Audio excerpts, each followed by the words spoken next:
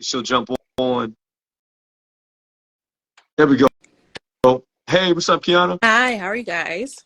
Hey, welcome Good, to the good, show. good, good. Glad to have you. Thank you. Well, the reason why I said we don't need to teach Black resilience is because, in my experience, um, talking to people who are not Black, a lot of the times, and as a Black woman, my experience is different than the both of yours, of course, right? And so, Yeah. in my experience, a lot of people see the resilience of Black women specifically, but of Black people, as a way to be like, well, look at all the stuff that they've been through. So it had not have been that bad if they were able to do this, right? And then also another take I've heard was that a lot of the times they don't see the struggle as real because of the resilience, which is why I'm saying we don't need to teach Black resilience, right? That's why I kind of don't always like the phrase Black girl magic, because it kind of shows that we are this magical, ethereal being Right, that I can agree. take a bunch of hits without the actual humanity side of it. I So see. that's what I'm saying. Like, we don't necessarily need to teach Black resilience because it kind of takes away from the fact of the humanity part, Got it. which is Do kind you? of my Right, I see. So basically, yeah, I kind of have a better understanding of where you're coming from. So what you're saying is that when we focus on the when we focus too heavy on the resilience side, we lose the reality side Mhm. in many aspects. Exactly. I can see where you're coming from with that. I will say that as I've read through, I don't know if you've had a chance to get through all of Hmm. the new standards they've released. It's 216 pages, Hmm. you know what I mean? But as I've gone through it, I will say, and I mentioned this earlier, I will say that they talk about a lot of stuff in here Hmm. that I had not heard mentioned in any history class Hmm. in forever. Yeah. Like they really went in depth about some of the brutalities, some of the Hmm. situations, the living situations, like even to mention the rebellions and to talk about the I mean, you talking about the revolt in New York City and the Stoner Rebellion in 1739. I mean, like they go into detail with all of the different, like it seems to be that this was a, and like I said, I'm taking the politics out of it. Yeah. This seems to be a really true attempt to examine like all these different aspects of that time period. Right. Because I'm looking at, I mean, they got everything from the doggone, I mean, Euro Asia, slave Hmm. trade, Africa, Euro. I mean, and they've got the African. They even go into the some of the African stories and like like like what I'm saying is that this curriculum seems to be very expansive Hmm. and in depth. And I think that that particular one aspect of it, talking about the skills that were developed, I wish I actually had the handouts, like what they're actually going to be, handing out things like that. But I mean, Folklore, yeah, that's the word. yeah, Okay. yeah, I was trying folklore. to Yeah, I that's was, what I I'm was, thinking I was about. trying to think But if I I could think do that, anything that wouldn't but be I in my get where head. you're coming from. You're saying that sometimes it takes away from the brutality and the reality of what slavery was when we talk about the fact that they endured through it. It's kind of like, oh, well, you made it, so why are we Exactly. worried? Why even care about it? And then on that same token, it almost can be translated as, oh, well, since you made it through this, then this what we're dealing with now, is of no consequence. You know what I mean? You could really be all right now because it's nowhere near as bad as that. So you're good. Like it's all gravy. Hmm. So I can understand where you're coming from that perspective. But I think that I appreciate you, sharing your thoughts on that. And so, what do you guys think in the comments? We got another person wanting to jump on and give their thoughts. So let's see. I don't know if we can do four. Let's Can we do see four? how that works. Yeah, Damien wants to jump on. Let me see. Accept. Come on, Let's Damien. see. Can you do more than three? Let's see. Damien, we're about to get you on to get your thoughts. Let's see if it's gonna work. Uh, I don't know. We'll see. Well, once again, Kiana, I do. Oh yeah, there we go. You got me? Yeah, there we go. Okay. Okay. Hey, what's up, y'all? What's your thoughts, brother? Well, I think I was saying down there, we oversimplify the history, man, completely, like Hmm. 110%, right? So I'm a Slav. That a whole race, a whole people group. The term comes from the Latin word. It's a derivative of Latin for slave. Mm-hmm. So my grandfather is first generation American. He came here when he fled the Nazis and the Bolsheviks from Poland. So his family literally escaped death camps. Right, the Holocaust, right? Yeah, so I'm very empathetic, like when it comes to like the plight of like the black man. You know what I mean? And but that being said, you know, we forget that, you know, it was other African tribes that handed them over, so they were enslaved before by them, right? We can't we oversimplify the whole thing, even with race, like black and white. Okay, you're not a white dude. You're not. You're either British, right? You're Dutch. You're French. There was a time they all fought, and that's on the four corners of the earth, right? So we oversimplify even who we are, and I think that's a lot of the issue as well. Mm-hmm. But the problem is like when the African American was brought here, they lost a huge sense of themselves, right? Mm-hmm. You don't know if you're Ugandan or Nigerian or wherever, because a lot of that history was ripped away. So also like what they're talking about skills, they had their own way of doing things, their own faith, their own religion, their own being, the own way they built a house. They didn't need to come over here to learn anything. Do you see what I'm saying? Mm-hmm. So it was that's a you know, now I'm not saying that it shouldn't be taught, but like, you know, I think the whole thing needs to get taught. And this is at the root of it a divisive tactic by the elite in the educational system to divide all of us. Okay? Mm-hmm. Because if you look at who benefited the most, right, the Irish coming off the boats that were starving to death, they put a gun in their hand and said, "You're going to Tennessee to fight and die." And they were like, "What the hell is Tennessee?" You know what I mean? So so when I said in the comment, we've all been owned and have owned, that's true. That's, you know, that's a fact. So I think we now, right here now, we've got to come together and truly get past this, and don't let them, you know, like how come every movie about a black dude, you know, he's either a slave, a football player, or a basketball player, or some dumb shit? No, man. I mean, you know, the whole we was kings trope. Well, it's real. They were. I mean, look at their society. It's thousands and thousands of years old.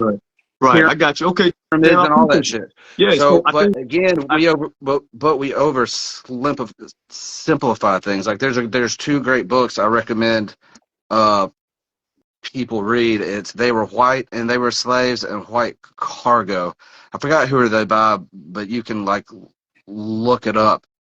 And it talks about, like, you know, everyone talks about like the horrible like atrocities that right. Of like the white Irish, white Irish, and what they were, the European, African, Afro-Europe trade. Yeah, I mean, there's some reality there as well. I think Kiana had something she wanted to mention earlier. I think you threw your hand up, Kiana. You wanted to. Yeah, go ahead. What you got? I do agree with you about the second half where you're like, it doesn't need to be taught because they have their own way of life, they have their own religion, they have their own everything, right? I do agree with that part, but I do not necessarily 100% agree with the oversimplification part of like we were all owned and we were all owners, right?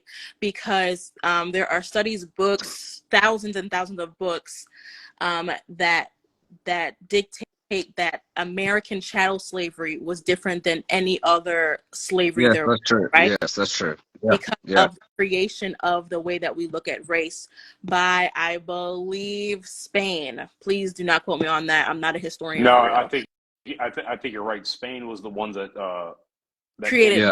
Yeah. They the created concept of Right. race different being even Yeah. concept of thing. races. Yeah. Because they had to That's true. justify, part of Yeah. that they had to justify having slavery for generations. They had Yeah. to justify generational slavery. So they introduced this idea and this concept of race and color, and Yeah. because that had nothing to do with slavery early on, for No. sure. Well, and to our point too. Well, and that's what I meant by the simplification of things. Like a lot of the problem is modernity too, because back in the day, if you were a slave, they had jubilees, right? There was only a certain period of time you could own them, then they were set free. A slave in many cultures was even allowed to fight for his freedom. So, Right, for the freedom and if things, right? like a Viking lord came to your town and took you on a ship, right? You would serve him for however long on the battlefield, and then eventually you were able to win your free. You were able to Right. win it. Only in America, only in this time frame we're talking about, was you got like generations and generations and generations of Yeah, you slavery. were a slave. So I do Your agree with kids her. were That's a slaves, fact, and everybody to after that me, was that's slave, what right? makes it. Yeah, that's. I mean, that's what makes it terrible. You know what I You mean? I have, mean, honestly. yeah, Keon, you had one more thing yeah, so I think you had one more thing you were continuing on, or was that, I just want to make sure you got your thought out. I think I was just probably going to go back to like the fact that there is no way to teach. As a teacher, I understand teaching the entirety, right? I do Right. understand that there are multiple Black stories that do need to be told, right? I did see someone say like all Black stories matter, and why I do believe that. Unfortunately, we have to do within the context, right? So of course, like people were able to gain skills, I guess if that's how you want to say it, to then help them using that word loosely, in future endeavors. Right. However, a lot of, and this may be controversial as well, but I do think that in order to gain some kind of success, especially within that term, there had to be a lot of assimilation and there, right? Meaning that you cannot be your full Black self and expect to gain notoriety. For example, that's where the term Sunday's best comes from, right? Mm-hmm. That Black people were had to be dressed to the nines in order to get some kind of success within this country, right? We did not just look good because we're Black and we fly. Like, this is something that we had to do in order to get something else, right? So to say that there's benefits after slavery that slaves gain means that after slavery they were put on the same playing field as their white whatever counterparts, which is, as we all know, untrue. Well, So there can't. so I'm sorry, I didn't mean to cut you off. I'm sorry, I didn't mean to cut you off, Ken. But I don't think that's what it's saying, though. Like, I don't think it's saying that they were on an even playing field. Like, I know, but I don't, because if you go ahead. Advantage. How can it be a true benefit? If benefit means advantage, how can it be a true benefit? Doesn't mean advantage, though. Benefit just means something that you get in addition to. So an advantage means an advantage. Benefit means it's a benefit. You can have a benefit of something, whether it's a good or you can have bad benefits of things if you really want to get down to the actual definitions of it. So the only thing that they're saying is that these people learn skills, and then those skills could be used to better their life or not better their life. They just learned additional skills. And they probably had skills that they probably wouldn't have learned had they been sent out to the field the entire time or worked in the house the entire time. I think they're going to more specifically talk about like blacksmithing, tailoring, and so forth, because when those communities started to form post-Civil War, during Reconstruction, and you had a lot more Black communities being built, they had a lot of their own things. And those things, a lot of those skills they gained during slavery. Now, did they get them all during slavery? No, no one's saying that, because obviously you had the Mason-Dixon, and up north there wasn't as much slavery as there was in the South, and there were business owners. They were treated a lot better. They weren't treated equal. There wasn't equality up north, but they were treated a little bit better. Right. Yeah, I think not equality. So yeah, by no means, and the curriculum doesn't say that either. Like, if you read reading through the curriculum, it doesn't say that they were on an even playing field by any stretch of the imagination. It doesn't say that at all. It's just saying that and then specifically saying in some instances, it wasn't even across the board. There were a handful of cats that they did have certain skills. Now we could argue, did they have the skills before they came, or did they learn them were they in slavery? You could argue that. I get where you're coming from with that, but I would say that in many aspects, the only definitive thing that we have is that these people were enslaved coming from this other nation, and during which they, because it says that, explaining the role, oh, I'm sorry, that's not even the right sentence. I think it prefaces that before we even get to the clarification. It says, examine the various duties and trades performed by slaves. So you could argue that they didn't learn those trades. You could argue that they had those trades and then they were put in those positions to be able to maintain those particular things. You could argue that too. But the only thing that's definitive is that these people who, and you have to think about from perspective of, they were coming in to a British culture, so there was a way that British people did certain things and certain skills. I mean, you're talking about English, reading, writing, that kind of stuff. I mean, you look at it from a perspective of, say you're an African and say you come over, you're brought over as a slave, and say you already have the ability to hone weapons or be a blacksmith or whatever the case is, but you can't read the King's English. Right. So if I am a blacksmith already, but I can't read, then I'm taught how to read in order to be a more effective blacksmith because they're using English language. Would that not be a skill I developed?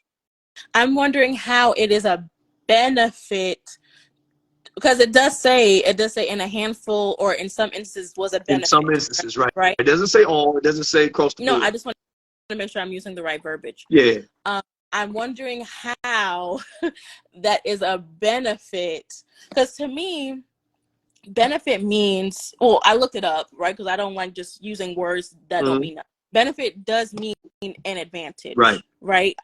It says an advantage, blah, blah, blah, blah, right? Okay. So my thing is, how can there be a benefit if there was a generational loss? So I get what you're saying, but I think we're conflating an individual. It's like temporary versus, it's like temporal versus eternal. Like, I think there is in this individual situation, right? It's like at this particular juncture, I have this ability, but I cannot read, right? I'm just using that as an example.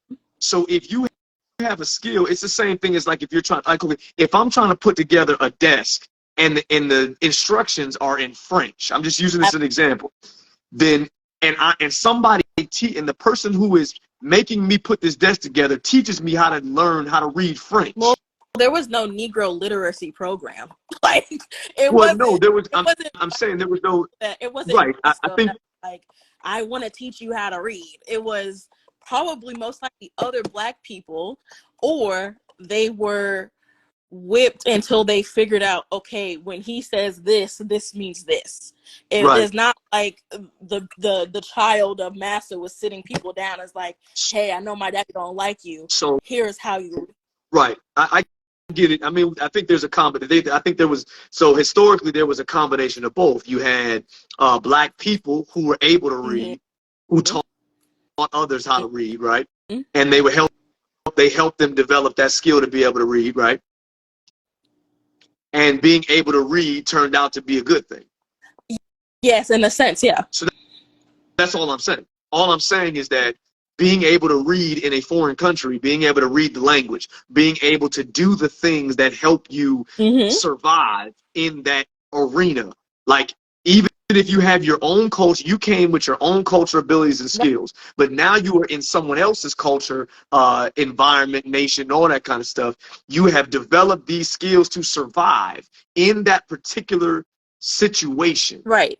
In a situation that is designed for you to die and not to survive. That's the thing, is like, you could say that being able to read English is beneficial, right? Because we're all speaking English right now, right? So clearly there is a benefit to being able to speak English. My thing is, how good is, how good is it to be able to speak the language of your oppressor that stripped you of knowledge of yourself, and now there are generations of people after you who do not know where they came from because they do not speak the language that you were brought here speaking, right? Because The benefit is that in that time period, in that moment, being able to read and write the language of your Mhm. oppressors gets you one step closer to not being oppressed and setting up Mhm. systems where you can teach others. you think We're not talking about slavery, that they came out and like they were equal citizens and all of a sudden everything was okay. What we're saying is that in that moment there was benefits to having certain skills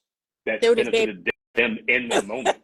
So we're not conflating it and There's a making little it saying like, hey, thank God for slavery because now we got a bunch of black blacksmiths. Nobody's Right. saying that. So Kiana, you made a comment. You said obviously you were saying that because what he said, he said that being able to read and write the language of your oppressor takes you one step closer to being not oppressed. right. And you kind of, I saw your reaction to that. You were Yeah. saying, yeah, it was minimal, right? But Zero, think about zero, this. 0.00001%. Like it wasn't like Well, now. I would argue historically, there's a lot of examples of like black Mhm. people who, because they had these abilities and skills, they were able to use it to be able to free their own people. They were able to escape up north. They were able to be able to start businesses Mhm. and communities. So I would say it was a little bit Yeah, more than this, but but I would say that our own communities, they bombed us and put us underwater. okay, well, they talk about that in the curriculum. I mean, it gets to that. I'm not. See, I think we're trying to make this particular statement be the overarching cause and impact of the generational problem. Like, and I'm not saying that. No one, and from what I've read and what we're saying, we're not saying that this particular thing was the make or break and the system just changed Mm-hmm. because people had these skills. And they're not saying that. What we're saying is that we're in a situation of we're surviving day to day. You see what I'm My saying? This is a day to day survival. my So go ahead. history as a person who I want to become a historian of some sort when Right, I am old. Okay, right. thing I have learned from studying other people who have their in history and types of history is that history is not There's a connection. Hold on, Kiana. my bad.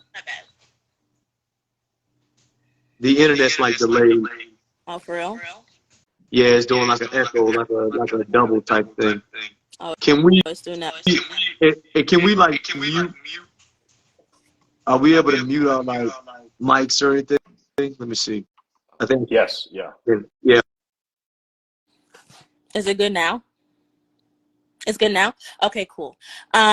My thing was just that history is not an isolated event, right? There is nothing in history that just happens because it happens, right? There are things that happened before that have made it so that this thing can now happen, right? So my thing is that if we're looking at benefits and it's for a social studies, which is a history class, right? why are we why are we naming, and first of all, if it's such an anomaly, why are we learning about it in the first place? I'm not saying all black stories don't matter, but if it's such like a handful of benefits or people who have benefited from such things, I don't think for a social studies class that is something that we need to delve into. Second thing is that because how can it truly be a benefit if it's not just one thing, it's a generational thing afterwards, right? So we cannot just say, well, in this time period it was a benefit for these 12,000 people, right?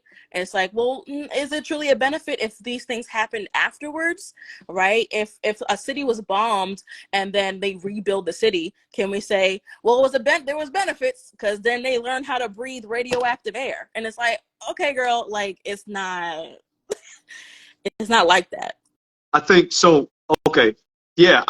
So can I give an analogy? And hopefully this one's better than my first one. All right. So if I give an analogy like this, imagine that you are running a race, right? Say you're running a race and you've got weights on, you got straps on. I mean, you got all kind of stuff going wrong, right? But you start moving forward, okay? But then somebody comes and trips you and you fall down. You get back up and you keep running. Now, that person tripping you, does that stop you from moving forward?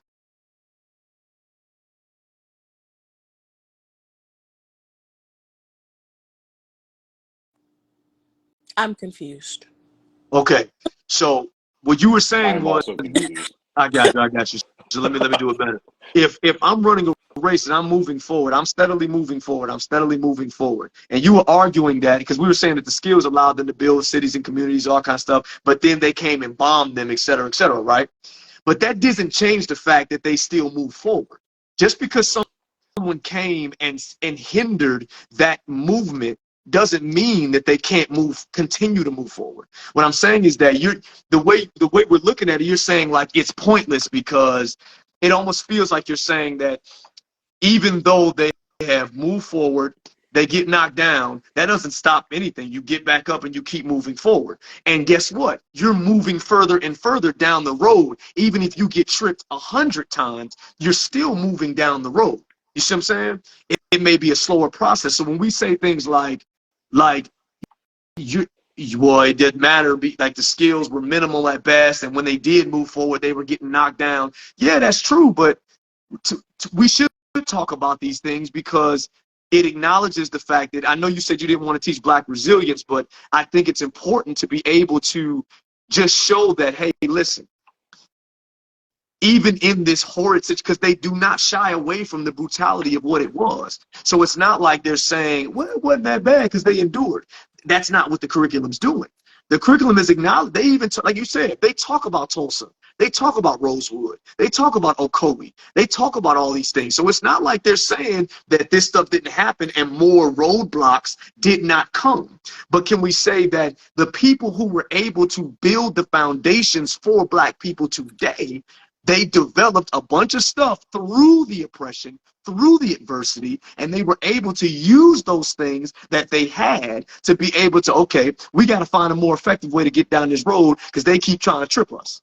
They keep tripping us, but guess what? So next thing we know, we're going to learn how to do some hurdles. You know what I'm saying? We're going to develop a way to go over the road. We're going to go around the road. We're going to go under the road. We're going to figure out we are going to get to the finish line.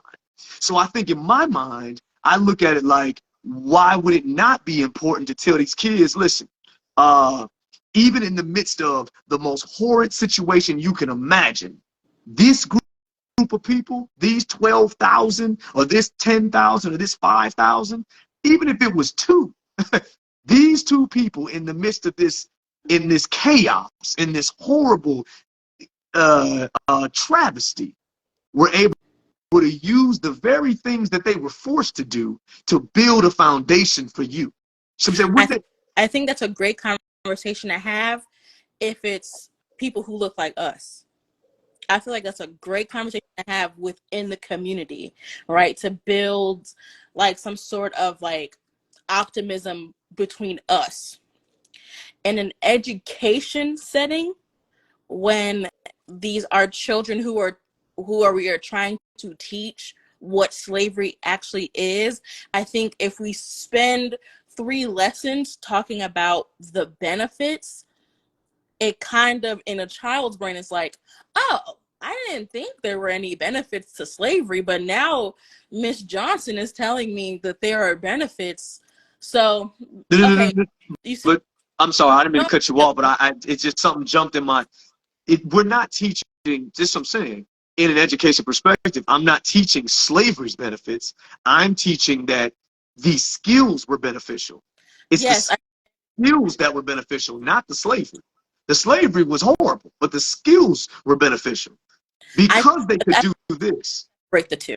In my mind, I cannot separate the skills they may or may not have learned from the atrocity that was chattel slavery. I cannot do that because yes, okay, now they know how to blacksmith, but now every time a white person's around, they have some kind of post-traumatic slave, you know what I'm saying, like response, right? I cannot separate. Yeah, okay, my ancestors may have been great nannies, but now it is it's even like a stereotype, a systemic stereotype that Black women are only good for raising other people's children. I cannot separate those two things. Well, so that's fair. I mean, I appreciate you sharing that. I mean, I think that's fair. If you're in a situation, and like I said, we talked about this earlier, like there you have to have a certain thought process and a certain mindset because everybody thinks differently and everybody processes information differently. And I think that if that's the way you process it, then absolutely I can understand where you're coming from for sure. I try to, for me, I try to be able to separate the two. So it's like I think what you're talking about is a sociological situation. That's a psychological situation. That's trauma. That's a psychology course. That's you could talk about the you could talk about the psychological effects of what happened at that time or slavery, whatever the case is. But I think that's a different course. What they're teaching here just I agree with you. Yeah. I'm with Tyler Cham's comment, but then as a teacher that's still raising others children, I'm not ashamed of any stereotype that Black women have, especially as a teacher who is raising other people's children. So if you were trying to use me being a teacher as a dig, it's not going to work. You can continue. No, what? Oh, is it? There's Yeah. something in the comments or something? Oh, it's a comment. Oh, Someone was trying to. yeah. No. Yeah, no. I think at the end of I would just say, I mean, and honestly, there's so many, like I said, there's so much nuance to this, right? There's so much nuance and little details to this, and obviously the grand scope of history. If we could teach everything, we'd be in class for 10 years. You know what I mean? Like let's be honest. But I think for the purpose of what they're trying to do here, after listening to all the arguments, listening to the people who wrote it and why they wrote it, I think the goal of that particular section was focused towards more Black resilience. So if you're saying that you don't believe they should be teaching Black resilience because it maybe takes away from the overarching issue of slavery and the overarching oppression of slavery, then okay. I mean, that is a fair perspective. I mean, I wouldn't necessarily say it's a fair perspective. I would say it is a perspective that I see where you're coming from a personal trauma. You know, if you're looking at it from a trauma psychological perspective, yeah, even though they had skills, they were still a nigga. You know what I'm saying? I get all that. But I think if we want to remain objective in teaching history, if we want to take our emotions out of it, because one of the things we have to do is we have to be able to remove our emotions and be able to speak specifically, okay, listen,